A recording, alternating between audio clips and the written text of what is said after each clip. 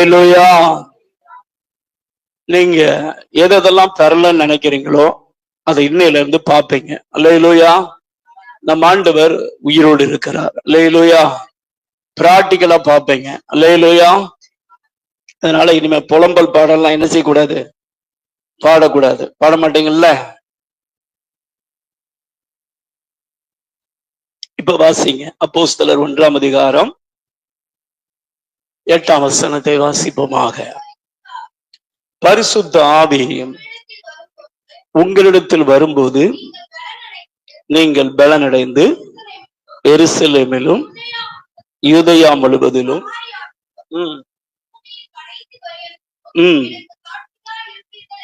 எனக்கு சாட்சி. இந்த சபையை குறித்து ஆண்டவர் சொல்லுகிற வார்த்தை, மலையின் மேல் இருக்கிற பட்டணமாக இந்த சபையை கர்த்தர் வைத்திருக்கிறார். நீ மறைந்திருக்க மாட்டாய் என்று கர்த்தர் சொல்லுகிறார். இந்த சபை அது பெருகிறதை நீங்க பார்ப்பீங்க. ஆண்டவர் இந்த சபையை ஆண்டவர் ஆசீர்வதிக்கிறார். ஆண்டவர் சொல்லுகிறார், உனக்கு கொஞ்சம் பலன் இருந்தும் என் நாமத்தை மறுதலியாமல் என்னை உறுதியா பற்றி கொண்டபடினால் திறந்த வாசலை இந்த சபைக்கு கர்த்தர் வைத்திருக்கிறார். அல்லேலூயா. அதனால சபை பெருகுவதை காண்பீங்க, செயல்படுங்க. கர்த்தர் நிறைய ஆத்துமாக்களை ரட்சித்து கூட்டம் கூட்டமா வர்றதை பார்ப்பீங்க. இந்த சபை பெருகுவதை நீங்கள் காண்பீர்கள். அல்லேலூயா. சரி, பரிசுத்த ஆவி உங்களிடத்தில் வரும்போது நீங்கள் பலன் அடைந்து என்ன செய்வீங்களா? எதுலெல்லாம் நம்ம பலன் வேண்டி இருக்குது? ஆவியானவர் ஒரு மனிதனுக்குள்ள வரும் பொழுது நமக்கு எதற்கெல்லாம் நமக்கு பலன் தருகிறார் அப்படின்னு கேட்டீங்கன்னா, நிறைய காரியம் இருக்குது. ஆனா ஒரு சில காரியங்களை மட்டும்தான் நாம் விரிவாக்கம் ஆவியானவர் தியானிக்க போகிறோம். முதலாவதாக பரிசுத்த ஆவியானவர் நமக்குள்ள வரும் பொழுது அவர் 3 காரியங்களை நமக்கு சொல்லுகிறார். இங்க நம்ம தமிழ் பைபிள்ல காமனா பலன் அப்படின்னு சொல்லி பாக்குறோம். ஆனா கிரேக்க பதத்துல நீங்க பாத்தீங்கன்னா எபிலிட்டி அப்படின்னா திறமைன்னு அர்த்தம். எபிலிட்டினா என்ன அர்த்தம்? திறமை. 2வது எபிசென்சி அப்படின்னா செயல்திறன். என்னதுங்க? செயல்திறன். 3வது மைட்டினா வல்லமை. அல்லேலூயா. இன்னைக்கு நீங்க நிறைய பேரை பார்க்க முடியும், ஜெபிக்கணும்னு விரும்புவாங்க, ஆனா அவங்களால ஜெபிக்க முடியாது. செய்யணும்னு நினைப்பாங்க, ஆனா அவங்களால செய்ய முடியாது. எந்த ஒரு காரியமும் இன்னைக்கு அநேகரை நீங்க பாத்தீங்கன்னா சோம்பேறிகளாக அநேகர் இருக்கிறது நீங்க பார்க்க முடியும். அதாவது மனப்பூர்வமா சோம்பேறியா இருக்கிறவங்கள ஒண்ணுமே செய்ய முடியாது. ஆனா சிலர் சோம்பேறி இருக்க விரும்புவதில்லை. ஏதாவது நம்ம செய்யணும் அப்படின்னு சொல்லி அவங்க விரும்புவாங்க. ஆனா விருப்பம் இருக்கும், ஆனா அவங்களால என்ன செய்ய முடியாது, செயல்பட முடியாது. ஆனால் பரிசுத்த ஆவியானவர் ஒரு மனிதன் மேல் வரும் பொழுது என்ன நடக்குது அப்படின்னா, 3 காரியங்களை கர்த்தர் நமக்கு தருகிறார். 1, திறமையை கர்த்தர் தருகிறார். அல்லேலூயா. இன்னைக்கு இந்த செய்தியின் முடிவில் இந்த அபிஷேகம் இறங்குறத நீங்க பார்ப்பீங்க. விசுவாசத்தோடு தாகத்தோடு நீங்கள் எதிர்பார்ப்பீர்கள் என்றால் கர்த்தர் தருவதை காண்பீங்க. அல்லேலூயா. முதலாவது, ஆண்டவர் உன் வாழ்க்கையில எந்தெந்த பகுதியெல்லாம் நீ திறமை அற்றவன் நினைக்கிறையோ ஆண்டவர் சொல்லுகிறார், நான் உனக்கு திறமையை தர விரும்புகிறேன். அதுபோல எந்தெந்த காரியத்தெல்லாம் நீ செயல்படாமல் கேங்காய் இருக்கிறையோ உன்னை நான் செயல்பட வைக்க போகிறேன் என்று கர்த்தர் சொல்லுகிறார். அல்லேலூயா. 3வதாக கர்த்தர் சொல்லுகிறார், எந்தெந்த காரியத்தெல்லாம் என்னால முடியாதுன்னு நினைக்கிறையோ நான் உனக்கு வல்லமையை தரப்போகிறேன். என்ன தரப்போகிறேன்? வல்லமை தரப்போகிறேன். இந்த 3 காரியத்தை ஆவியானவர் ஒரு மனிதனுக்குள் வரும் பொழுது, நம்ம ரட்சிக்கப்படும் பொழுது கர்த்தர் புது பிறப்பு நாம் அடையும் பொழுது ஒரு வல்லமை தருகிறார். ஆனா அந்த புது பிறப்பை வைத்து நாம் இந்த உலகத்தில் சந்திக்கிறதான போராட்டங்களை நம்மளால் என்ன செய்ய முடியாது, ஜெயிக்க முடியாது. வேதம் சொல்லுகிறது, எசேக்கியேல் 36ஆம் அதிகாரம் 26ஆம் வசனத்திலிருந்து நீங்கள் வாசிப்பீர்கள் என்றால் வாசிங்கள் பார்க்கலாம். எசேக்கியேல் 36:26 உங்களுக்கு நவமான இருதயத்தை கொடுத்து உங்கள் உள்ளத்திலே புதிதான ஆவியை கட்டளையிட்டு கல்லான இருதயத்தை உங்கள் மாம்சத்திலிருந்து எடுத்து போட்டு சதையான இருதயத்தை உங்களுக்கு கொடுப்பேன். உங்கள் உள்ளத்திலே என் ஆவியை வைத்து உங்களை என் கட்டளைகளில் நடக்கவும் என் நியாயங்களை கை கொள்ளவும் அவைகளின்படி செய்யவும் பண்ணுவேன். அல்லேலூயா. முதலாவதாக நம்ம ரட்சிக்கப்படுகிற பொழுது கர்த்தர் என்ன செய்கிறார் என்றால், கல்லான இருதயத்தை நம்மளை விட்டு என்ன செய்கிறார்? எடுத்து போடுகிறார். எடுத்து போட்டு விட்டு, நம்ம பழைய ஏற்பாட்டின்படி பாத்தீங்கன்னா நியாயப்பிரமாணத்துல 613 கட்டளை இருக்குது. எத்தனை கட்டளை இருக்குங்க? 613 கட்டளை. முதலாவதாக இன்றைக்கு ஆண்டவர் உங்களுக்கு சொல்லுகிற வார்த்தை, முதலாவது தேவ சித்தம் செய்வதற்கு கர்த்தர் உனக்கு பலன் தருகிறார். அல்லேலூயா. எதுக்கு பலன் தராருங்க? தேவ சித்தம். இன்னைக்கு நம்மளால முடியாத ஒரு காரியம் என்ன அப்படின்னா, தேவ சித்தத்தை நம்மளால என்ன செய்ய முடியும்? செய்ய முடியாது. நிறைய பேருக்கு தேவ சித்தம் என்னன்னு தெரியும், ஆனா அதை செய்வதற்கு என்ன கிடைக்காது? பலன் இருக்காது. இங்க ஆண்டவர் சொல்லுகிறார், உன் உள்ளத்தில் என் ஆவியை வைத்து என் கட்டளையின்படி நடக்கவும் அவைகளின்படி செய்யவும் பண்ணுவேன். நீ அல்ல, யார் செய்ய பண்றா? பரிசுத்த ஆவியானவர். நீ முயற்சி பண்ணா நீ தோல்வியை தான் சந்திப்ப. அநேக வேலைகள்ல நம்ம வசனத்துக்கு ஏன் கீழ்ப்படிய முடியல அப்படின்னா, நம்ம முயற்சி எடுக்கிறோம். என்ன முயற்சி எடுக்கிறோம்?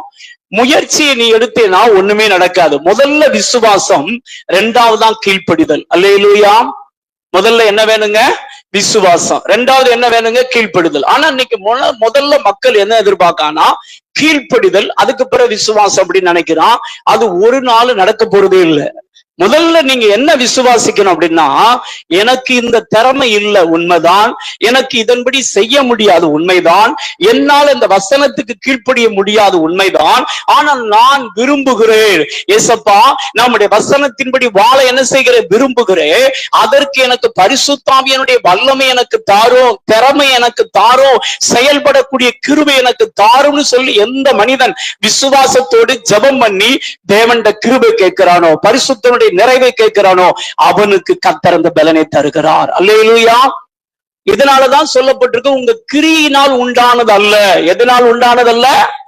கிரியைனா என்ன அர்த்தம் தெரியுமா? கீழ்ப்படிதல். ஏன் கீழ்ப்படிதல்னால நான் அதை சாதிச்சேன் இதை சாதிச்சேன்னு சொல்லவே முடியாது. நீ முதல்ல என்ன விசுவாசிக்கணும் அப்படின்னா, என்னாலலாம் இது முடியாது, உண்மைதான். ஆனா நான் விசுவாசிக்கிற இயேசு கிறிஸ்து, நான் விசுவாசிக்கிற பரிசுத்த ஆவியானவர் இந்த வசனத்தின்படி வாழ எனக்கு பலன் தருவார், நான் அதை விசுவாசிக்கிறேன் அப்படின்னு சிந்தித்து வாயை திறந்து என்ன செய்யணும்? அறிக்கையிட்டு நீ விசுவாசத்தோடு ஜெபிப்பாய் என்றால் கர்த்தர் உன்னிலிருந்து அந்த காரியத்தை செய்து முடிப்பார். அல்லேலூயா.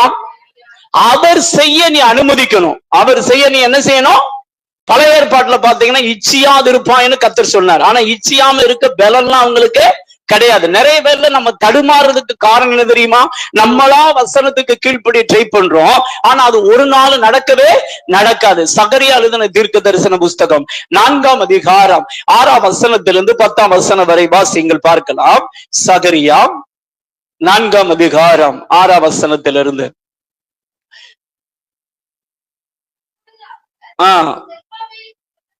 அப்பொழுது அவர் செருபாபேலுக்கு சொல்லப்படுகிற கர்த்தருடைய வார்த்தை என்னவென்றால், பலத்தினாலும் அல்ல, பராக்கிரமத்தினாலும் அல்ல, என்னுடைய ஆவியினாலே ஆகும் என்று சேனைகளை கர்த்தர் சொல்லுகிறார். பெரிய பர்வதமே நீ எம்மாத்திரம், செருபாபேலுக்கு முன்பாக நீ சமபூமி ஆவாய். அவன் தலைக்கல்லை கொண்டு வருவான், அதற்கு கிருபை உண்டாவதாக, கிருபை உண்டாவதாக என்று. அல்லேலூயா. நல்லா கவனிங்க. இஸ்ரவேல் ஜனங்களை கர்த்தர் பாபிலோன் தேசத்திலிருந்து, சிறையிருப்பிலிருந்து விடுவித்து எங்க கொண்டு வந்தார்னா யூதேயா தேசத்துக்கு கொண்டு வந்தார். 70 வருஷம் பாபிலோன்ல அடிமைகளா இருந்தாங்க. அவங்களை விடுதலையாக்கி செருபாபேல் என்று சொல்லக்கூடிய கவர்னர் மற்றும் யோசுவான்னு சொல்லக்கூடிய பிரதான ஆசிரியர், இவங்க 2 பேருக்கு கீழாக இருந்து பலர் யூதேயா தேசத்துக்கு வந்து தேவாலயத்துக்கு அஸ்திபாரம் போட்டாங்க. ஆனா எதிர்ப்பு வந்தது. எதிர்ப்பு வந்தோடனே தேவாலயத்தை கட்டுறது நிப்பாட்டிட்டாங்க. எத்தனை ஆண்டுகள்னா 18 ஆண்டுகள். எத்தனை ஆண்டுகளுங்க? 18 ஆண்டுகள் ஸ்டாப் ஆயிருச்சு. 18 ஆண்டுகளும் பாத்தீங்கன்னா அவங்க செயலற்றவர்களாக, திறமை இல்லாதவர்களாக, வல்லமை இல்லாதவர்களாக இருந்தார்கள். தேவ சித்தம் தெரியும், ஆனா அவங்களால தேவ சித்தத்தை என்ன செய்ய முடியல? செய்ய முடியல. அவங்களுக்கு இருக்கிற பராக்கிரமம், அவங்களுக்கு இருக்கிற அறிவு, அவங்களுக்கு இருக்கிற சரீர பலன், அவங்களுக்கு இருக்கிறதான உடல் திறமைகள், அவங்களுக்கு இருக்கிறதான எக்யூப்மெண்ட்ஸ் வைத்து அவர்கள் தேவாலயத்தை கட்டிவிடலாம் என்று நினைத்தார்கள்.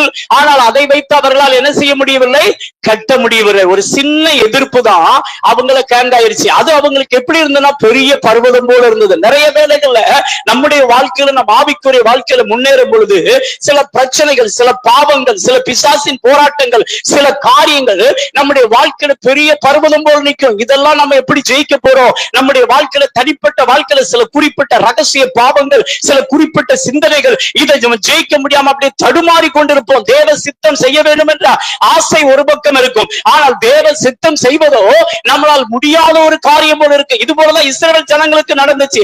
ஆகா எழுதின தீர்க்க தரிசன புஸ்தகம் 1ஆம் அதிகாரம் 2ஆம் வசனத்திலிருந்து கர்த்தர் சொல்லுகிறார். வாசிங்க பார்க்கலாம். இவங்க என்ன செஞ்சாங்கன்னா, எதிர்ப்பு வந்தோடனே தேவாலயத்தை கட்டுறதை விட்டுட்டு அவன் என்ன செஞ்சான, வீட்டுக்கு போக, வேலை பார்க்க, தான் வீட்டை கட்ட, தான் குடும்பத்தை நடத்த, ஏதோ சாப்பிட்டோம், ஏதோ ஆராதனை பண்ணோம், ஏதோ போனோம். ஆனா தேவ சித்தத்தை அவர்கள் செய்யவே, தேவ சித்தத்தை செய்யறதே மறந்தாங்க. நிறைய வேலைகள்ல நமக்கும் சில எதிர்ப்புகள் வந்து விட்டால் தேவ சித்தம் செய்யறதே மறந்து போய் உட்காந்துருவோம். பார்த்திருக்கீங்களா? அதை உட்காந்துட்டு சரிப்பா என்ன பண்றது, பிறந்தாச்சு, வாழணும், சாப்பிடணும், தூங்கணும், எந்திக்கணும், ஏதோ நான் ரட்சிக்கப்பட்டேன், சபைக்கு போறேன், 10ஓடு 1 11. எப்படி 10ஓடு 1 11? ஆனா தேவனுக்கு பெரிய காரியம் செய்யணுங்கிற அந்த துடிப்பு, ஆரம்பத்துல இருந்து அந்த துடிப்பு இப்ப என்ன செய்யல இல்ல. காரணம் என்ன தெரியுமா? எதிர்ப்புகள், போராட்டங்கள், பிரச்சனைகள். ஆண்டவர் சொல்லுகிறார், உன் திறமையினால் அது முடியாது, உண்மைதான்.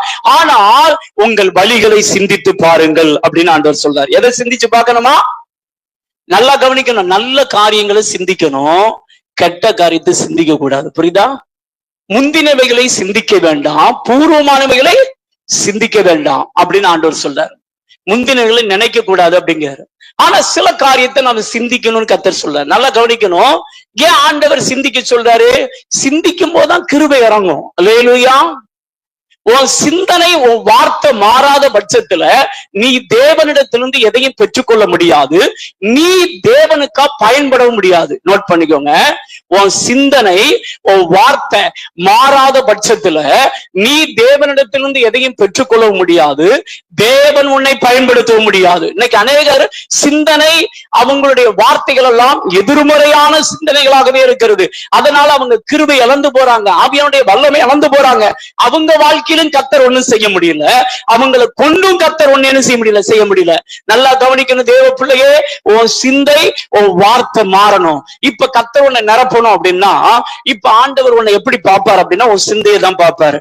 உன் சிந்தனை வந்து சிலர் இந்த இடத்துல குற்றப்படுத்துகிற ஆவியினால கேங்காய் நிக்கிறீங்க. சரிதானா? அந்த ஆவி உன்னை குற்றப்படுத்துது. என்ன குற்றப்படுத்துன்னா, நீ எல்லாம் ஜெபம் பண்ண போறியாங்க, நீ எல்லாம் ஊழியம் செய்ய போறியாங்க, உன்னால வாயவே கண்ட்ரோல் பண்ண முடியல, உன்னால இந்த பாவத்தை ஜெயிக்க முடியல, உன் ஜெபத்தெல்லாம் ஏசு என்ன செய்ய மாட்டாரு, கேட்க மாட்டார் அப்படின்னு குற்ற உணர்வு சிலருக்குள்ள உட்கார்ந்து இருக்கு. தெரியுமா உங்களுக்கு? எது குற்ற உணர்வு, எது பரிசுத்த ஆவியானவர் கொடுக்கிற உணர்வுங்கிறத வித்தியாசத்தை பகுத்தறிய பழகணும். நீங்க ஒரு தப்பு பண்ணா பரிசுத்த ஆவியானவர் உங்களுக்கு ஒரு உணர்வை தருவார். அது என்ன உணர்வு என்றால், நீ பாவம் செய்து விட்டால் இயேசு கிட்ட போய் மன்னிப்பு கேட்டு ஒப்புரவாகும் தண்டி உன் வாழ்க்கையில சமாதானத்தை ஆவியானவர் செய்திருவார், எடுத்துருவார். அது யாரு கொடுக்கிற உணர்வு அப்படின்னா, பரிசுத்த ஆவியானவர் கொடுக்கிற உணர்வு. ஆனா குற்ற உணர்வு என்ன செய்யும் தெரியுமா? நீ எல்லாம் போய் ஜெபம் பண்ண போறியாங்க. அதனால பாத்தீங்கன்னா நிறைய வேலைகள்ல சில ஆண்களா ஜெபம் பண்ணுவாங்க, பெண்களா ஜெபம் பண்ணுவாங்க. சில நாட்களை பாத்தீங்கன்னா ஆட்கள் வரவே மாட்டாங்க, பிரேயருக்கு என்ன செய்ய மாட்டாங்க. கேட்டா அந்த வேலைக்கு போறேன், இந்த வேலை போறேன் அப்படின்னு சாக்கு போக்கு சொல்லி அப்படி அந்த ஜெப டீம்ல இருந்து நழுவுவாங்க. பாத்திருக்கீங்களா? ஊழியம் செஞ்ச ஒரு காலத்துல வந்திருப்பாங்க, பிற பாத்தீங்கன்னா ஊழியம் செய்ய என்ன செய்ய மாட்டாங்க, வர மாட்டாங்க. காரணம் என்ன? அவங்களுக்குள்ள என்ன உணர்வு வந்து விட்டது? குற்ற உணர்வு. அதனால அவங்களால ஜெபிக்க முடியாது. இன்னைக்கு ஆண்டவர் உனக்கு சொல்லுகிறார், யாக்கோபு எழுதின நிருபம் 4ஆம் அதிகாரம் 7ஆம் வசனம், ரெண்டையும் பகுத்தறிய பழகணும். ஆவியானவர் உனக்கு ஒரு உணர்வை கொடுத்தால், நீ தப்பு செய்தால் இயேசு கிட்ட போய் மன்னிப்பு கேட்க வரல, உன்னை நிம்மதியா இருக்க விட மாட்டார். நீ போய் ஜெபம் பண்ணி கண்ணீரோடு மன்னிப்பு கேட்க வைப்பார். அது ஆவியானவர் கொடுக்கிற உணர்வு. இந்த உணர்வு நல்லது. ஆனால் உங்க குற்ற உணர்வு உன்னை பைபிள் வாசிக்க விடாது, ஜெபிக்க விடாது, ஊழியம் செய்ய விடாது, பாஸ்டர் பார்க்க விடாது, சபைக்கு எப்பயும் போல உற்சாகம் என்ன செய்ய விடாது, வர விடாது. இது என்ன உணர்வு? குற்ற உணர்வு. இந்த எண்ணம் வந்தா நீங்க என்ன செய்யணும் அப்படின்னா, ஆகையால் தேவனுக்கு கீழ்ப்படிந்திருங்கள், பிசாசுக்கு என்ன செய்யுங்கள்? எதிர்த்து நின்னுங்கள், அப்பொழுது அவன் உங்களை விட்டு என்ன செய்வான்? ஓடி போவான். அந்த எண்ணத்தை சாத்தான் கொடுத்தான் அப்படின்னா நீங்க உடனே ஏசப்பட்ட ஒத்துக்கணும். ஆண்டவரே, நான் இந்த பாவம் செஞ்சது உண்மைதான், சாத்தான் சொல்ற குறை என்கிட்ட இருக்குது உண்மைதான், என்ன மன்னிச்சிருங்கப்பான்னு உடனே நின்ன இடத்துல இயேசு கிட்ட மன்னிப்பு கேட்கணும். மன்னிப்பு கேட்ட அடுத்த வினாடி நீங்க சொல்லணும், என்னை குற்றப்படுத்துகிற அசுத்த ஆவியே, இயேசுவின் நாமத்தினாலே என் இருதயத்தை விட்டு, என் மைண்டை விட்டு, என் செவிகளை விட்டு இயேசு கிறிஸ்துவின் நாமத்தில் வெளியேறி போ அப்படின்னு எதிர்த்து நின்றாய் என்றால் கர்த்தர் உனக்கு ஜெயத்தை தருவார். அல்லேலூயா. நல்லா கவனிக்கணும், பிசாச தேவன் எதிர்த்து நிக்க மாட்டாரு. யாருதான் எதிர்த்து நிக்கணும்? சொல்லுங்க, யாருதான் எதிர்த்து நிக்கணும்? நீங்க தான் எதிர்த்து நிக்கணும். நீ எதிர்த்து நிக்காத வரல நீ வெற்றி பெறவே. ஆனா உன் தப்ப ஒத்துக்கலாம். ஒருவேளை உன்னை சாத்தான் சொல்ற குறைகள்லாம் உன் வாழ்க்கையில இருக்குன்னு சொல்லி நீ சொல்லலாம். என்கிட்ட இவ்வளவு குறை இருக்கு, ஜெபக்குறைவு இருக்கு, நான் படம் பார்க்கிறேன், நான் ரகசிய சில காரியம் செய்யறேனே பாஸ்டர், நான் எப்படி கத்தருக்கு எழும்போது ஒத்துக்கோ. ஏசப்பட்ட மன்னிப்பு கேட்டு, ஆண்டவரே எனக்கு என்னால முடியாது, ஆனா அந்த பாவத்தை ஜெயிக்கக்கூடிய பரிசுத்த ஆவியானுடைய பலனை எனக்கு என்ன செய்யும்? தாரும். கிருபை எனக்கு என்ன செய்யும்? தாரும். நாம விசுவாசிக்கிறேன், நீர் எனக்கு பலன் தருவீர் என்று நான் என்ன செய்கிறேன்? விசுவாசிக்கிறேன். அப்படி நீ வாயை திறந்து என்ன செய்யணும்? அறிக்கை பண்ணணும். அப்படி நீ அறிக்கை பண்ணனா எந்த கெட்ட சிந்தனையையும், எந்த போராட்டத்தையும், எந்த அசுத்தாவையும் ஜெயிக்கக்கூடிய பலனை ஆவியானவர் உனக்கு தருவார். அல்லேலூயா. சிலருக்குள்ள இப்படிப்பட்ட எண்ணம் என்னன்னா, நமக்கு மட்டும்தான் கெட்ட கெட்ட சிந்தனையா வருது, வேற யாருக்கு என்ன செய்ய மாட்டேங்குது? வரமாட்டுக்கு அப்படின்னு சிலருக்கு உட்கார்ந்துருக்கு. பார்த்திருக்கீங்களா? 2 கொரிந்தியர் 11ஆம் அதிகாரம் 13ஆம் வசனம் வாசிங்க பார்க்கலாம். சரி, 1 கொரிந்தியர் 5ஆம் அதிகாரம் 13ஆம் வசனம். மனுஷனுக்கு நேரிடுகிற சோதனை அல்லாமல், எடுத்தீங்களா?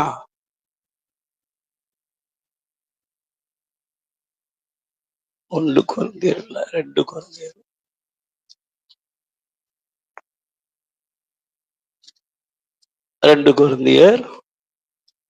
அதுலயும் இல்லையா? மனுஷனுக்கு நேரிடுகிற சோதனை இல்லாமல் வேறு சோதனை உங்களுக்கு நேரிடவில்லை, தேவன் உண்மையுள்ளவரா இருக்கிறார், சோதனையை தாங்கத்தக்கதாக அதை தப்பித்துக் கொள்ளும்படியான போக்கையும் என்ன செய்வாராம்?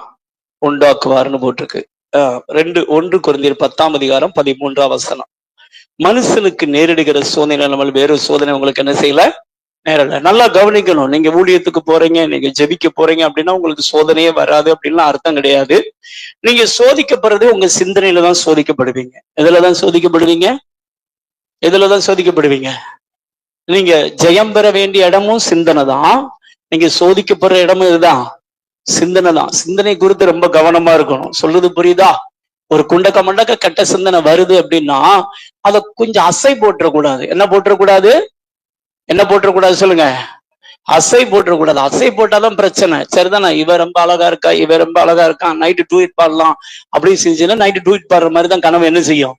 வரும். சரிதானா? வாயை திறந்து சொல்லணும். நைட்டு உட்காந்து யாரையாவது பெண்ணையோ இல்லை ஆணையோ நினைப்பு வந்துச்சு அப்படின்னா கண்ணை மூடி வாயை திறந்து, ஏசப்பா, இந்த சகோதரனை குறித்து, இந்த சகோதரி குறித்து, இவங்கெல்லாம் ரொம்ப அழகா இருக்கிறது போல எனக்கு என்ன செய்யுது தெரியுது, என் பாவத்தை என்ன செய்யுங்க, மன்னிங்க, நான் எல்லாருடைய அழகை இயேசுவின் நாமத்துல வெறுக்கிறேன், அவங்களை நேசிக்கிறேன். அல்லேலூயா. எப்படி அறிக்கை பண்ணணும்? எல்லாருடைய அழகை என்ன செய்யணும்? என்னத்தை செய்யணும் சொல்லுங்க? இயேசுவின் நாமத்துல வெறுக்கணும். அல்லேலூயா. எந்த நாமத்துல வெறுக்கணும் சொல்லுங்க பார்க்கலாம். நீங்க அப்படி வெறுத்து பாருங்களேன். பிற பார்த்தா அவங்கள பார்த்தா குரங்கு மாதிரிதான் இருக்கும், சாதாரணமா தான் தெரியும். இல்லைன்னா யாரை பார்த்தாலும் எப்படித்தான் தெரியும் தெரியுமா? உங்களுக்கு ரொம்ப அழகா தெரியும். எப்படி தெரியும்? சரிதானே? உங்களுக்கு ஒரு ரகசியத்தை சொல்லுகிறேன். யாரையாவது பார்த்து ரொம்ப அழகா தெரியுதுன்னா இயேசுவின் நாமத்துல அவங்களுக்கு பின்னா கரிசர இச்சையின் ஆவியை கட்டுகிறேன் அப்படின்னு கட்டுங்க. அதுக்கு எடுத்து பாருங்க, நார்மலா இருப்பாங்க. அல்லேலூயா. இல்லைன்னா பூமியில இவங்களை போல அழகுள்ளவர்கள் யாரும் உண்டோ அப்படிங்கிறது போலதான் என்ன செய்யும்? தெரியும். நீங்க அவங்களுடைய ஒரிஜினல் அழகை பார்க்கணும், காலையில அவங்க தூங்கி எந்திக்கும் போது பார்க்கணும். அல்லேலூயா. எப்படி பார்க்கணும்? தூங்கி எந்திக்கும் போது பாத்தீங்கன்னா ஒரிஜினல் தெரியும். சரி, இப்ப இன்னைக்கு நிறைய பேருக்குள்ள என்ன வருதுன்னா, ஐயோ எனக்குள்ள இப்படி கெட்ட சிந்தனை வருது, கல்யாணம் முடிச்சு 10 வருஷம் ஆச்சு, கல்யாணம் முடிச்சு 20 வருஷம் ஆச்சு. ஆனா எனக்கு பாத்தீங்கன்னா குண்டக்க மண்டக்க என்ன வருது, இன்னைக்கு பாத்தீங்கன்னா இந்த நண்டுக்கும் கெட்ட சிந்தனை வருது, வாலிபர்களுக்கும் கெட்ட சிந்தனை வருது. வயதானவங்க ஒரு 70 வயசு பாட்டி அம்மாவை நாங்க போய் பார்த்தோம்.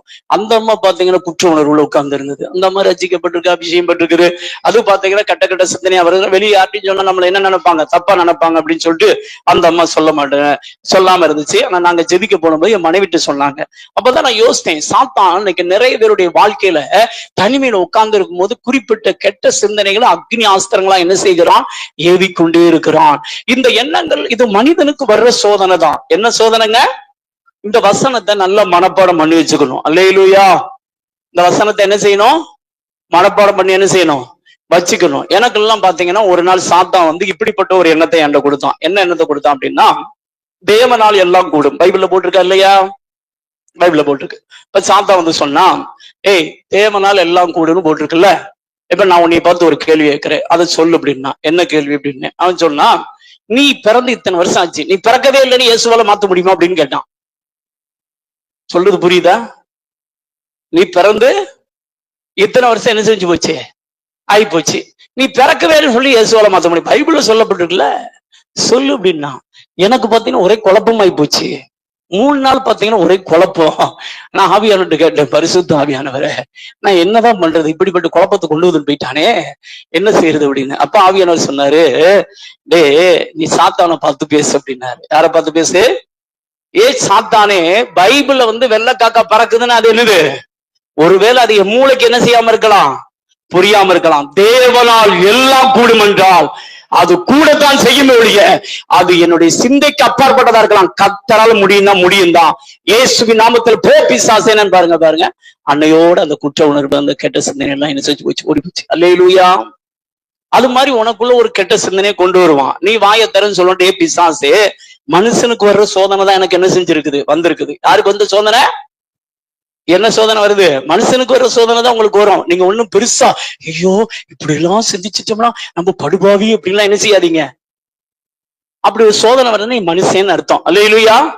சோதனையே வர்ற நீ மனுஷனே சொல்றது புரியுதா? மனுஷனுக்கு வர்ற சோதனை தான் என்ன செய்யும், உங்களுக்கு வரும். உங்களுக்கு ஒரு நற்செய்தி என்ன தெரியுமா? எபிரேயர் எழுதின நிருபம் 2ஆம் அதிகாரம் கடைசி வசனத்தை வாசிங்க பார்க்கலாம். எபிரேயர் எழுதின நிருபம். இந்த வசனங்கள்லாம் நீங்க மனப்பாடம் பண்ணி வச்சுட்டு சாத்தானு ஜெயிக்க பழகணும். அப்பதான் கர்த்தர் உங்களுக்கு ஜெயம் தர முடியும். வாசிங்க. ஆதலால் அவர் தாமே சோதிக்கப்பட்டு பாடுபட்டபடினாலே சோதிக்கப்படுகிறவர்களுக்கு உதவி செய்ய எப்படிப்பட்டவரா இருக்காரா? உன் வாழ்க்கையில என்ன சோதனை வந்தாலும் இயேசு தாமே உன்னை போல என்ன செய்யப்பட்டார் தெரியுமா? சோதிக்கப்பட்ட. 4ஆம் அதிகாரம் 15ஆம் வசனத்துல வாசிங்க. எபிரேயர் 4ஆம் அதிகாரம் 15, 16. எபிரேயர் 4:15. நம்முடைய பலவீனங்களை குறித்து பரவிக்க கூடாத பிரதான ஆசாரியர் நமக்கு இராமல் எல்லா விதத்திலும் நம்மை போல சோதிக்கப்பட்டு பாவம் இல்லாதிருக்கிற பிரதான ஆசாரியரே நமக்கு இருக்கிறார். ஆதலால் இரக்கத்தை பெறவும் ஏற்ற சமயத்திலே சகாயம் செய்யும் கிருபை அடையவும் தைரியமாய் கிருபாசன தண்டையில் என்ன செய்யவும். உங்களுக்கு ஒரு நற்செய்தி, இந்த 3 வசனத்தை நல்ல மனப்பாடம் பண்ணி வச்சுக்கோங்க. நீங்க ஜெபம் பண்ற நேரம் ஜெபிக்கணும். சாத்தானை பார்த்து பேச வேண்டிய நேரம் சாத்தானை பார்த்து என்ன செய்யணும், பேசணும். சாத்தானை பார்த்து என்ன பேசணும் தெரியுமா? டே சாத்தானே, நீ என்ன கெட்ட சிந்தனை கொண்டு வந்தாலும், எந்த குண்டக்க எண்ணத்தை கொண்டு வந்தாலும், நான் விசுவாசிக்கிற இயேசு கிறிஸ்து எல்லா விதத்துல என்னை போல என்ன செய்யப்பட்டார், சோதிக்கப்பட்டார். சோதிக்கப்பட்டது மட்டுமல்ல, சோதிக்கப்படுகிற எனக்கு உதவி செய்யவர் எப்படிப்பட்டவரா இருக்கிறாரு, வல்லவரா இருக்கிறார். நான் இயேசு கிறிஸ்து விசுவாசிக்கிறேன். அவர் எல்லா அக்கிரம சிந்தனையிலிருந்தும் எல்லா சோதனையிலிருந்தும் வாழ்நாள் முழுது என்னை விலக்கி ரட்சிப்பார். அது இயேசு கிறிஸ்து முடியும். நான் அதை விசுவாசிக்கிறேன். பிசாசை இயேசுவின் நாமத்தில் அப்படின்னு எடுத்து நின்று பாருங்க, கர்த்தர் உங்களுக்கு ஜெயத்தை தருவார். அல்லேலூயா. ஆனா நிறைய பேர் இந்த குற்ற உணர்வினால பாத்தீங்கன்னா ஊழியம் செய்யறது ஸ்டாப் பண்ணிடுவாங்க, ஜெபம் பண்றது ஸ்டாப் பண்ணிடுவாங்க, சில வீழ்ச்சியில என்ன செய்வாங்கன்னா ஸ்டாப் பண்ணிடுவாங்க. சிலருக்குள்ள இப்படிப்பட்ட குற்ற உணர்வு என்னன்னா, நம்மளாலாம் வாயை கண்ட்ரோல் பண்ண முடியாது, நம்மளாம் ஊழியம் செய்யறதுக்கு லாய்க்கு இல்லை அப்படின்லாம் சிலருக்குள்ள என்ன வரும். இதுவும் சாத்தானுடைய பொய்கள்ல ஒன்று. அல்லேலூயா. என் வாழ்க்கையில பாத்தீங்கன்னா, நான் பைபிள் காலேஜ் படித்த பொழுது பாத்தீங்கன்னா இந்த மண்ணாசை, பெண்ணாசை, பொன்னாசை, இதுதான் ரொம்ப பெரிய பிரச்சனை. சரிதானா? அப்ப பைபிள் காலேஜ் படிக்கிற எங்களுக்கு ப்ரொஃபஸர் எல்லாம் வந்து பாத்தீங்கன்னா, அந்த ஊழியக்காரர் மண்ணாசையில் விழுந்து விட்டார், இந்த ஊழியக்காரர் பெண்ணாசையில் விழுந்து விட்டார், அந்த ஊழியக்காரர் பொன்னாசையில் விழுந்து விட்டார், அப்படின்லாம் நிறைய பேரை பத்தி எங்களுக்கு சாட்சி சொன்னாங்க. இதை கேட்கும் போது எனக்கு கூட மட்டும் வயிற்றெல்லாம் என்ன செஞ்சேன், கலகிச்சு. ஐயோ, இவங்க எல்லாம் விழுந்துட்டாங்கன்னா நம்மளாம் எங்க கடைசி வரைக்கும் நிக்க போறோம், நமக்கு எல்லாம் வாய்ப்பே இல்லடா, இதெல்லாம் கதை நடக்காது, பேசாம விசுவாசியா இருந்து 10ஓட 1, 11, 12 என்ன செய்வோம், வாழ்ந்து காலத்தை என்ன செஞ்சிடலாம், ஓட்டிடலாம் அப்படின்னு சொல்லிட்டு நான் ஆவியானவர்கிட்ட கேட்டேன், பரிசுத்த ஆவியானவரே, கடைசி வரைக்கும் ஊழியத்துல நம்மளாலாம் கடைசி வரைக்கும் நிக்க முடியுமா அப்படின்னு சொல்லி ஆண்டவர்கிட்ட கேட்டேன். அப்ப ஆவியானவர் சொன்னார், முடியும் அப்படின்னு. எப்படி முடியும், எனக்கு என்ன கேரண்டி இருக்குது, நான் கடைசி வரைக்கும் பரிசுத்தமா நிற்பேன், எனக்கு என்ன கேரண்டி இருக்கு அப்படின்னு பண்ணி ஆண்டவர் கேட்டேன். அப்ப ஆண்டவர் சொன்னாரு, யூதா எழுதின நிருபத்துல 21ஆம் வசனம், வலுவாதபடி உன்னை காக்கவும் தமது மகிமையுள்ள சன்னிதானத்துல மாசற்றவனாய் நிறுத்தவும் நான் எப்படிப்பட்டவர், வல்லமை உள்ளவர். அல்லேலூயா. தேவ பிள்ளையே, துணிகரம்னு ஒண்ணு இருக்குது, அதுக்கு இயேசு உதவி செய்வார் நான் சொல்லவே இல்லை. சொல்றது புரியுதா? உன் விருப்பம், உன் வாஞ்சியை தான் கர்த்தர் பார்ப்பார். அல்லேலூயா.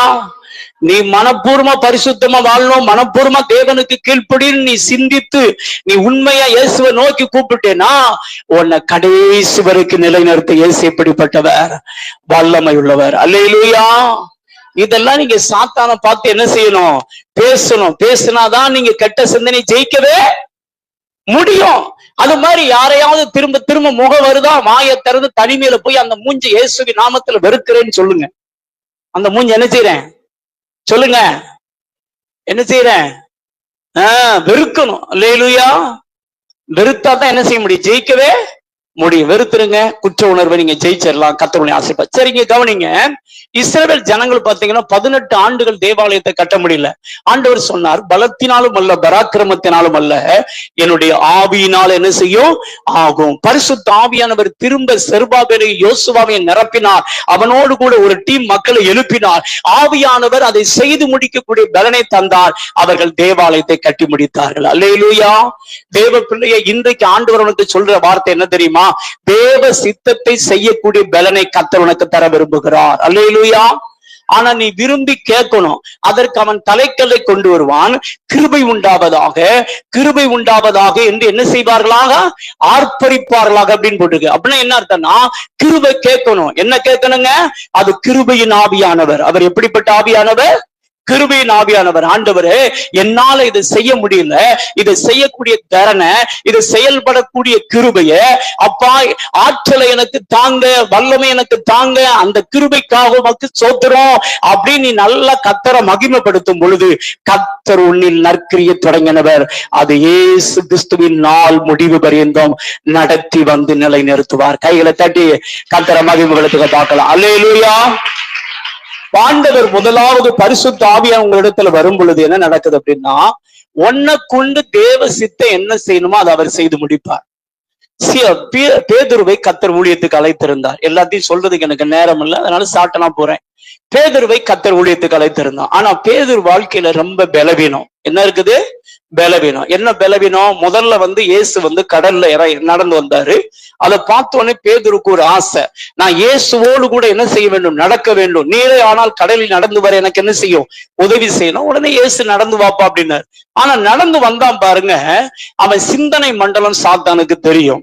எந்த பட்டணம் அமுக்குன்னா ஐயா விழுவான்னு அவனுக்கு நல்லாவே தெரியும். அந்தரங்க வாழ்க்கை, உன் சிந்தனை மண்டலம் சாத்தானுக்கு தெரியும். உன் பலவீன பகுதியை எந்த நேரத்துல எந்த ரிமோட் அமுக்குன்னா நீ எப்படி ஆடுவேன்னு அவனுக்கு நல்லாவே தெரியும். அதே போல அவன் பட்டணம் அமுக்குனா புயல் அடிச்சது, காத்தடிச்சது. இப்ப இயேசுவின் மேல் இருக்கிற விசுவாசம் அவனுக்கு தடுபார ஆரம்பிச்சது, மூழ்க ஆரம்பித்தான்.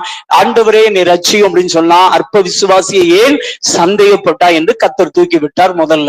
ரெண்டாவது பாத்தீங்கன்னா, இயேசு தேவகுமாரன்னு சொல்லணும்னு ஆசை. அது மத்தேயு 16ஆம் அதிகாரத்துல வருது. எல்லாரும் சொல்றாங்க, மனுஷர்கள் உலக மக்கள் என்ன குறித்து என்னப்பா சொல்றாங்க, மத்தேயு 16:13-24 வரைக்கும் வாசித்து பாருங்க. மனுஷகுமாரனாகிய என்னை ஜனங்கள் யார் என்று சொல்லுகிறார்கள். சிலர் யோவான் சொன்னாங்க, சிலர் தீர்க்கதரிசி, சிலர் எலியா, எப்படி நான் சொல்ல. சரி, அவங்க எல்லாம் சொல்லுது இருக்கட்டும், நீங்க என்ன சொல்றீங்கப்பா. உடனே பேதுரு முந்திரி கொட்ட அவர் சொல்றாரு, நீர் ஜீவனுள்ள தேவனுடைய குமாரனாகிய கிறிஸ்து அப்படின்னு சொல்லி. இது என்ன அர்த்தம் அப்படின்னா, மற்றவங்களுக்கு சுவிசேஷத்தை சொல்லணுங்கிற ஆர்வம், வாஞ்சை அவனுக்குள்ள இருந்துச்சு. அதெல்லாம் கர்த்தர் பார்த்தார். சரிதான? அந்த வாஞ்சை இருந்துச்சு. அதனால பிதாவாகிய தேவன் அவனுக்கு ஆவியில வெளிப்பாடு தந்தார். நீ பாக்குற இந்த இயேசுதான் இந்த மேசியா அப்படிங்கிற வெளிப்பாடு. மத்த 11 பேரும் வாயை மூடிட்டு அமைதலா தான் இருந்தாங்க. ஆனா இவருக்கு பாத்தீங்கன்னா இயேசுவை பத்தி சொல்லணுங்கிற துடிப்பு இருந்துச்சு.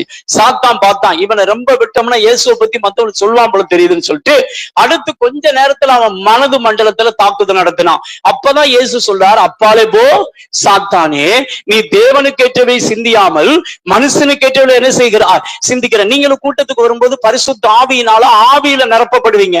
ஆனா உங்க மனது மண்டலத்துல குழப்பம் உட்கார்ந்துகிட்டே இருக்கும். அதுல கவலை உட்கார்ந்து இருக்கும், அதுல இச்சை உட்கார்ந்து இருக்கும், அதுல பாத்தீங்கன்னா பலவிதமான பொறாமைகள், வன்கண் எல்லாமே உங்க ஆத்மால உட்கார்ந்து இருக்கும். சாத்தா உங்க ஆத்மாவை தன்னுடைய கண்ட்ரோல வச்சிருப்பான். நீங்க என்ன செய்யணும் அப்படின்னா, ரோமர் 12:2 படி நீங்கள் இப்பிரபஞ்சத்திற்கு உத்தவேசம் தெரியாமல் தேவனுடைய நன்மையும் பரிபூர்ணமான சித்தம் என்னென்று பகுத்தறியத்தக்கதாக உங்கள் மனம் புதிதாகிறதுனால என்ன செய்யுங்கள், மறுரூபமாகுங்கள். இதுதான் தேவன் உங்களுக்கு சொல்ற ஆலோசனை. வேதத்தை நீங்க தியானம் பண்ணி உங்க மைண்டையும் உங்க இருதயத்தை நிரப்பணும். தனிமையில இருக்கும்போது ஏதோ யோசிக்காதீங்க. வேத வசனத்தை யோசித்து தியானம் பண்ணுங்க. தேவ செய்திகளை கேட்டு உங்க மைண்டையும் உங்க இருதயத்தை நிரப்புறதுல கவனம் செலுத்துங்க. அப்ப கர்த்தர் உங்களை பயன்படுத்துவார். அல்லேலூயா. ஆனா 2வது முறையும் பேதுரு தோல்வி அடைஞ்சிட்டான். 3வது முறை இயேசு சொல்றாரு, எப்ப இன்றைக்கு எல்லாராலும் காட்டி கொடுக்கப்படுவீங்க, அதனால நீங்க எல்லாரும் என்ன விட்டு செதறி ஓடி போயிருவீங்க, எல்லாரும் என்னை மறுதளிச்சிருவீங்க அப்படின்னு சொல்ல உடனே பேதுரு சொல்லுகிறார். மத்தேயு எழுதின சுவிசேஷம் நீங்க 26-27 வாசித்து பாத்தீங்கன்னா இந்த சம்பவங்களை பார்க்க முடியும். உடனே பேதுரு சொல்றா, எல்லாரும் உண்மை விட்டு ஓடினாலும் நான் சாக வேண்டிய நிலைமை இருந்தாலும் உண்மை என்ன செய்ய மாட்டேன், மறுதளிக்க மாட்டேன். ஒண்ணு இயேசு சொல்றப்ப இன்னைக்கு நீ 3 தடவை என்ன செய்வ, மறுதளிப்ப.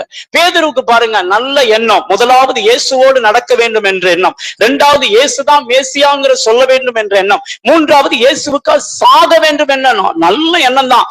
ஆனா எதையுமே அவனால என்ன செய்ய முடியல, எதையுமே செய்வதற்கு அவனுக்கு என்ன இல்ல, பலன் இல்ல. இயேசு சொன்னபடியே மறுதளிச்சான். ஆனா லூக்கா எழுதின சுவிசேஷத்துல இயேசு திரும்பி பார்த்த பொழுது கதறி அழுது கிருபையை பெற்றுக்கொண்டார்.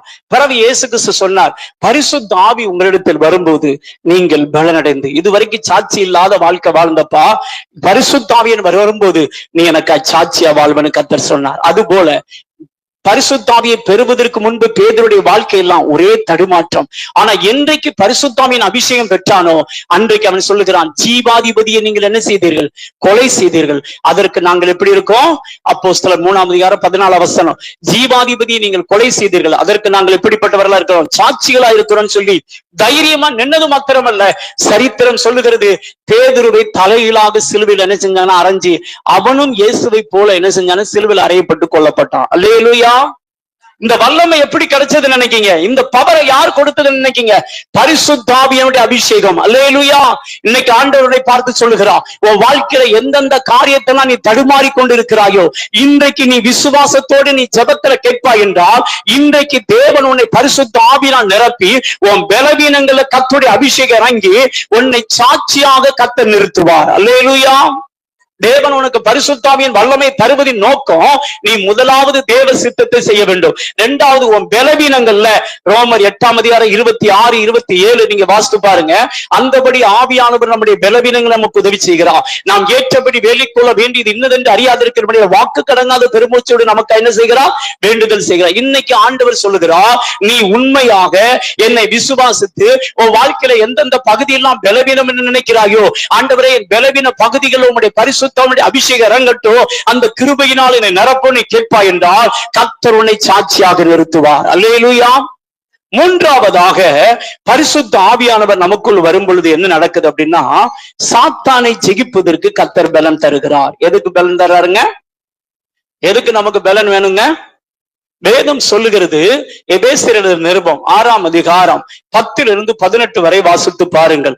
கடைசியாக சகோதரரே, கர்த்தரிலும் அவருடைய சத்துவத்தின் வல்லமையில் என்ன செய்யுங்கள், பலப்படுங்கள். நமக்கு எதோடு போராட்டம் உண்டு, நம்ம பார்க்கிற துறைதன ஆவி, அதிகாரம் பண்ணுகிற ஆவிகள், இப்பிரபஞ்சத்தின் அந்தகார லோகாதிபதிகள், வான மண்டல பொல்லாத ஆவிகள், அவைகளின் சேனைகள், 5 வித ஆவிகள் செயல்படுகிறது. இன்னொன்னு சுருக்கமா சொல்ல போனா பாதாளத்தின் ஆவி. இந்த 6 வித ஆவிகளோடு ஒரு தேவ பிள்ளை என்னைக்கு நாம் இயேசுவை ஏற்றுக்கொண்டோமோ, என்றைக்கு நாம் ஊழியத்துக்கு கால் எடுத்து வைக்கிறோமோ, அன்னைக்கு இந்த ஆவிகளோடு நமக்கு போராட்டம் உண்டு. இதை ஜெயிப்பதற்கு நமக்கு என்ன தேவை தெரியுமா, பரிசுத்த ஆவியினுடைய அபிஷேகம் தேவை. வரை நீங்க வேதத்துல வாசித்து பாருங்க. நியாயாதிபதிகளின் புஸ்தகம் 3ஆம் அதிகாரம் 1 11 வரை வாசித்து பாருங்கள். அந்த அதிகாரம் முழுது வாசித்து பாருங்கள். இஸ்ரவேல் ஜனங்கள் தேவனுக்கு விரோதமாக பாவம் செய்வார்கள். அப்பொழுது கர்த்தர் என்ன செய்வார்னா மெசொப்பொத்தாமியா ராஜாவுடைய கையில அவர்களை விற்று போட்டார் என்று வேதம் சொல்லுகிறது. அவர்களை விடுவிப்பதற்காக ஆண்டவர் ஒத்தேனியேல் என்று சொல்லக்கூடிய ஒரு மனிதனை எழுப்பி அவனை பரிசுத்த ஆவியினால் கர்த்தர் நிரப்புகிறார். எதனால் நிரப்புறாருங்க? எதனால் நிரப்புறாருங்க? பரிசுத்த ஆவியினால் நிரப்பின பொழுது வேதம் சொல்லுகிறது. அந்த 1ஆம் அதிகாரம் 9ஆம் வசனம் வாசிங்க பார்க்கலாம்.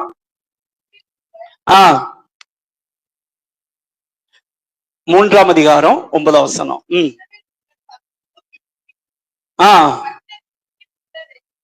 கர்த்தர் இஸ்ரவேல் புத்திரரை ரட்சிக்கும்படி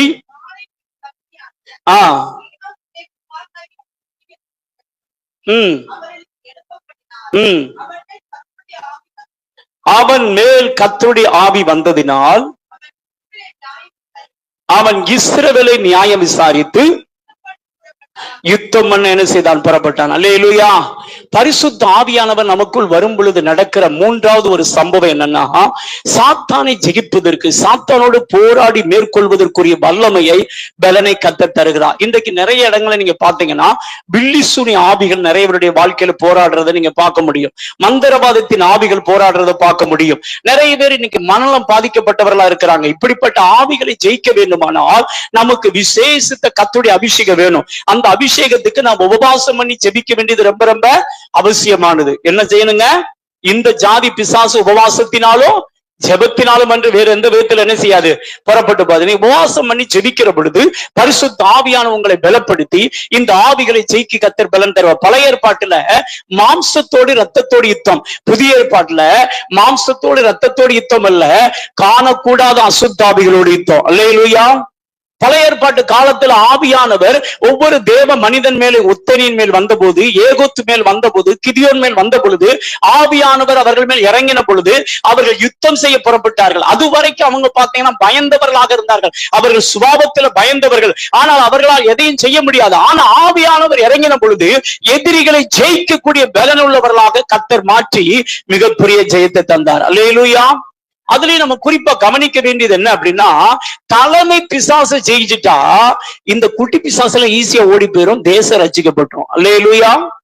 நம்ம நிறைய வேலைகளை என்ன செய்ய மாட்டோம்னா உபவாசம் பண்ணி தலைமை பிசாசை நம்ம ஜெயிக்கிறதே இல்ல. நீங்க தலைமை பிசாசு ஒரு பகுதியில ஜெயிச்சிட்டீங்கன்னா ஆத்துமாக்கள் கூட்டம் கூட்டமா என்ன செய்யப்படுவாங்க? ரசிக்கப்படுவாங்க. இந்த ஏரியாவை குறித்து எனக்கு ஆண்டவர் சொன்னது, ஆழ்வார் குறிச்சி இந்த பகுதியில விக்கிரக ஆராதனை, அதுக்கடுத்து மட்டுமல்ல விபச்சார ஆவி அதிகமா கிரியை செய்து, இதுக்காக உபவாசம் பண்ணி நீங்க ஜெபம் பண்ணி இந்த பலவானை முந்தி கட்டினால் இங்கு உள்ள ஆத்துமாக்கெல்லாம் கூட்டம் கூட்டமா ரசிக்கப்பட்டு சபை நோக்கி ஓடி வருவாங்க. அல்லேலூயா. பாலியாங்கி என்று சொல்லக்கூடிய தேவ மனிதர் பாத்தீங்கன்னா அவர் ஃபர்ஸ்ட் ஒரு கிராமத்துல போய் ஊழியம் செஞ்சார். ஒரு சின்ன வீடு வாடகைக்கு எடுத்து இயேசு சுகம் தருகிறார், இயேசு விடுதலை தருகிறார் பிரசங்கம் பண்ணாங்க. அங்க உள்ள கிராமத்து தலைவர்கள் சில வாலிபர்கள் சேர்ந்து கொண்டு சொன்னாங்க, எங்க ஊர்ல 15 வருஷமா ஒரு அம்மா உடல்நலம் சரியில்லாம இருக்காங்க, நீங்க என்னமோ இயேசு சுகம் தருவாருன்னு சொல்றீங்க. அந்த அம்மாவுக்கு சுகமாயிடுச்சுன்னா கிராமமே இயேசு ஏற்றுக்கொள்றோம்.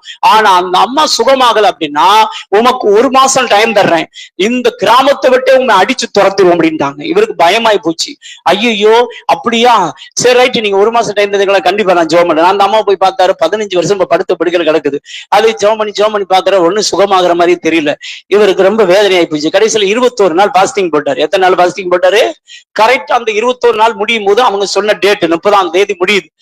நாளைக்கு காலையில விடிஞ்சா 30வது, இன்னைக்கு 30வது நாள் முடிச்சு 1வது தேதி ஸ்டார்ட் பண்ற மாதிரி. அவர் கரெக்டா அந்த பாஸ்டிங் இருந்து முடிக்கிற அந்த நைட்டு 10 மணிக்கு பாத்தீங்கன்னா அவர் வீட்டு கதவை தட்டப்பட்டது. என்ன அதுக்குள்ளே வந்துட்டாங்களா, ஐயோ அப்படின்னு திறந்து பார்த்தா ஒரு வாலிப தம்பி மழை பெஞ்சுக்கிட்டு இருந்துட்டு அந்த கிராமத்துல. அந்த வாலிப தம்பி சொன்னா, பாஸ்டர் மழை பெஞ்சுக்கிட்டு இருக்குது, இன்னைக்கு ஒரு நாள் உங்க வீட்டுல தங்கிட்டு எனக்கு பக்கத்து கிராமம் நான் பெற போய்க்கிறேன்னு. சரி இந்த நேரத்துல தம்பி எங்க போக முடியும், சரி தம்பி வா தம்பி அப்படின்னு சொல்லிட்டு அவர் உள்ளக்களை விட்டுட்டு கதவை தான் பூட்டினார். பாருங்க, உள்ளக்களை போனவே பாம்பா மாறிட்டான். எப்படி மாறிட்டான்? நம்ம ஆட்களுக்கு கனவுல வந்தாலே வாயை திறக்க முடியாது, இதுல நெஜத்துல வந்த வாயை திறக்க முடியுமா சொல்லுங்க?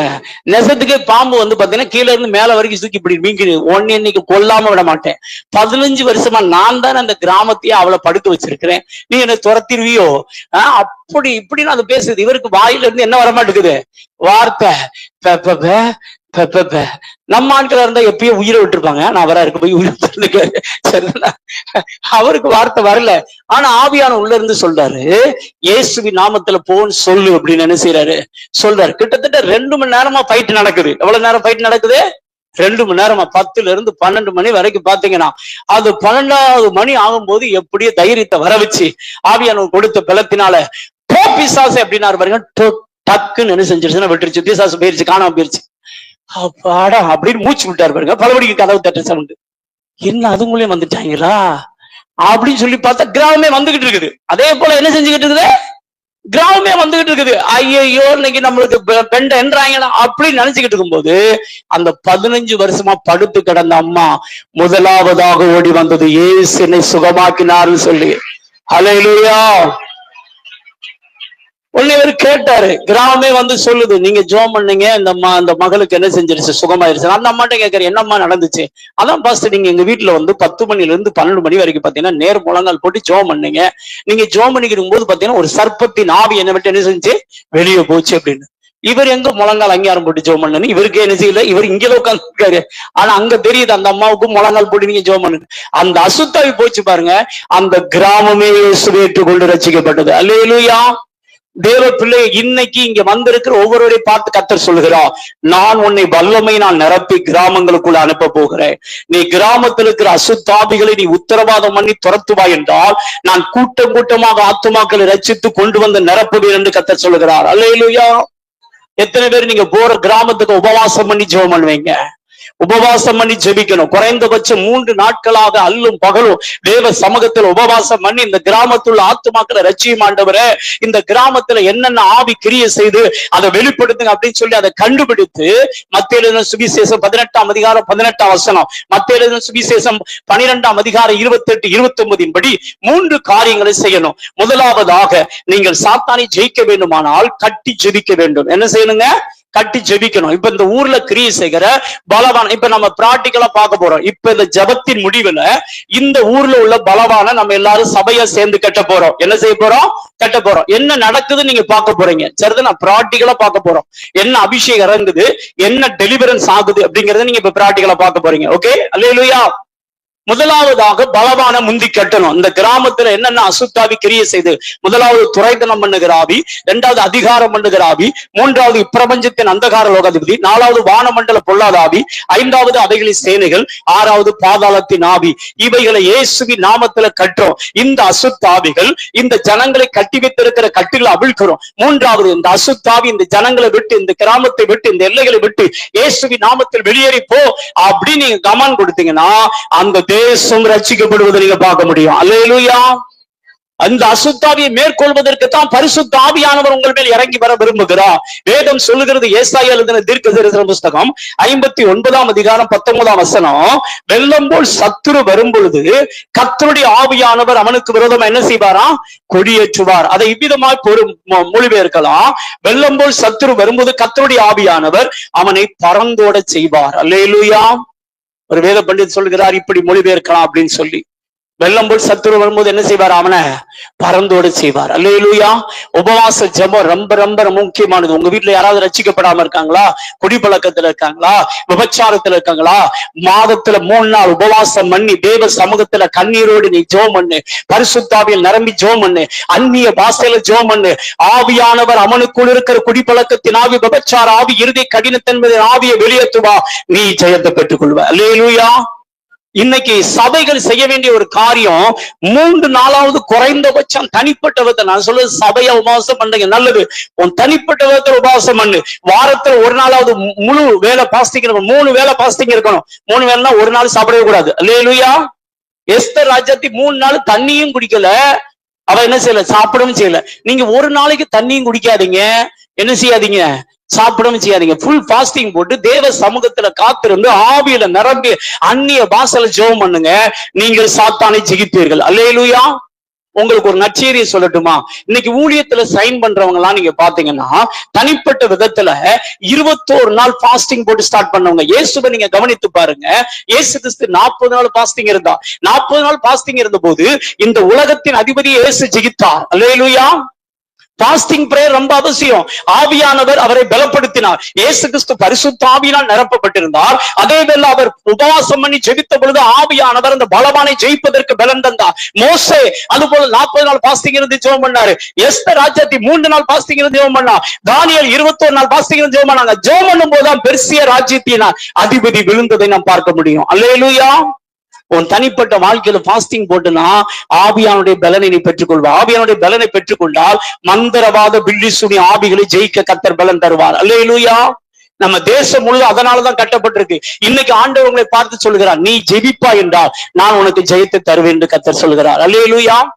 பாலியங்கிச்சோ பாத்தீங்கன்னா ஆரம்ப நாட்கள்ல ஊழியம் செய்த பொழுது அவர் சின்ன சபையா இருந்த நாட்கள்ல பாத்தீங்கன்னா ஒரு டாக்டருடைய மனைவி சரிதான். அந்த அம்மாவுக்கு பிசாசு பிடிச்சிருந்திருக்குது. இவர் சில வேலை அதிகாலை ஜெபத்துல ஜெபம் பண்ணி விட்டுருக்காரு. ஆனா போன பிசாசு திரும்ப என்ன செஞ்சிருச்சு, வந்துருச்சு. அன்னைக்கு ஒரு நாள் பாத்தீங்கன்னா அந்த அம்மா இன்னைக்கு இந்த பாஸ்டர் ஜெபம் பண்ணி பிசாசு போகாம வெளியே போகக்கூடாதுன்னு சொல்லிட்டு வந்துருச்சு. எல்லா மக்களும் 5 மணிக்கு பிரேயர் வந்தோம்னா 6 மணிக்கு எஸ்கேப் பண்ணி ஓடிப்பிட்டாங்க. இந்த அம்மா பாத்தீங்கன்னா அது மட்டும் தான் தனியா நிக்கும் போது பேசுது, பழையங்கிச்சோ நான் இன்னைக்கு என்ன செய்ய மாட்டேன் பிசாச, நான் உன்னை விட்டு நான் எவ்வளவு விட்டு போக மாட்டேன், உன்னைய கொல்ல போறோம் அப்படின்னுச்சு. என்ன செய்ய போறோம், உன்னை என்ன செய்ய போறோம், கொல்ல போறோம் அப்படின்னு பாஸ்டர் பார்த்து தனியா சொன்ன எப்படி இருக்கும்? நாங்களே எஸ்கேப் ஆயிருவோம்ல பாஸ்டர், அதனால என்ன கவலை அப்படிங்களா? சரிதானே. இவர் நிலைமை அப்படித்தான் ஆயிப்போச்சு. அது பாத்தீங்கன்னா கொள்றேன்னு என்னை காப்பாத்துங்க அவரும் பாத்தீங்கன்னா சர்ச்சுக்குள்ள ரவுண்ட் அடிச்சிருக்காரு. அதுவும் பின்னாடி சர்ச்சுக்குள்ள ரவுண்ட் அடிச்சிருக்காரு. சரிதானா. கிட்டத்தட்ட காலையில 6 மணிக்கு ஸ்டார்ட் பண்ணது, சாயந்தரம் 6 மணி வரைக்கும் இவருக்கு என்ன செஞ்சுன்னா ஜீவன் போச்சு. அந்த பிசாசுக்கு சோர்வாய் போச்சு. என்ன செஞ்சு போச்சு? அதுவும் பாத்தீங்கன்னா கூட்டணி பிசாசு. அது உள்ளத்துல இருந்து பேசியிருக்கு.